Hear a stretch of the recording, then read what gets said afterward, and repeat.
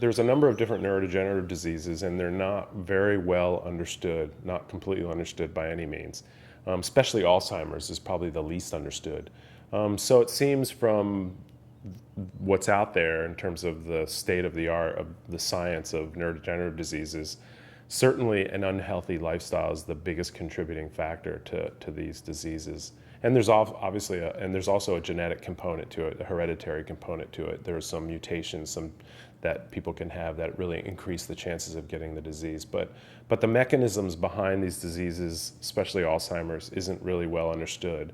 There's certainly a big inflammatory component to it. So when you have chronic inflammation throughout your whole body, which can happen from having a really bad diet for, say, let's say you have really elevated blood sugar levels your whole life, like literally your whole life you have high blood sugar. That means your body is working overtime to produce insulin. Eventually your body becomes resistant to that insulin, and the whole system gets really screwed up. And your body stops being able to react to this chronic inflammation. So you'll have brain inflammation as well.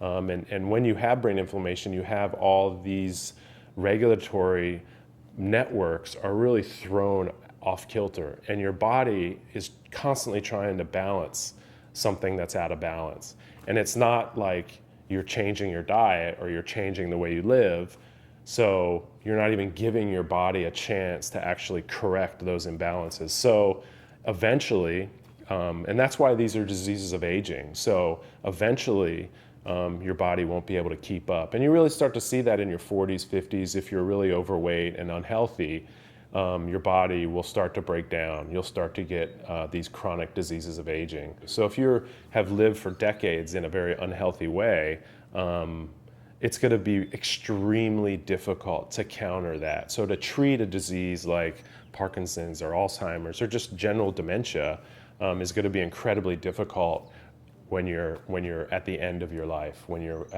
in the twilight of your life. When you diagnose it, so the huge problem in terms of pharmaceutical intervention, in terms of developing drugs to treat Alzheimer's and neurodegenerative disease in general, is that it's generally felt that by the time you see the manifestation of the disease, it may be too late, or it's generally felt that you would want to get it very early. It's like vascular disease, coronary artery disease. By the time you have a heart attack, you're already in real trouble, right? So a great analogy is when you have a car, and let's say in your car you don't change your oil, right? You don't ever change the oil in your car.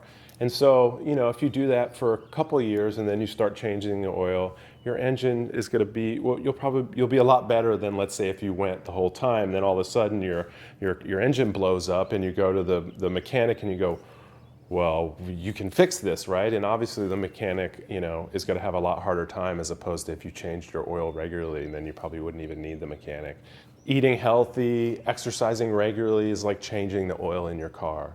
And taking me sports is like changing the oil in your car. What it does is it balances these signaling networks, these metabolic networks that regulate inflammation, that regulate brain health, that regulate just overall general body health.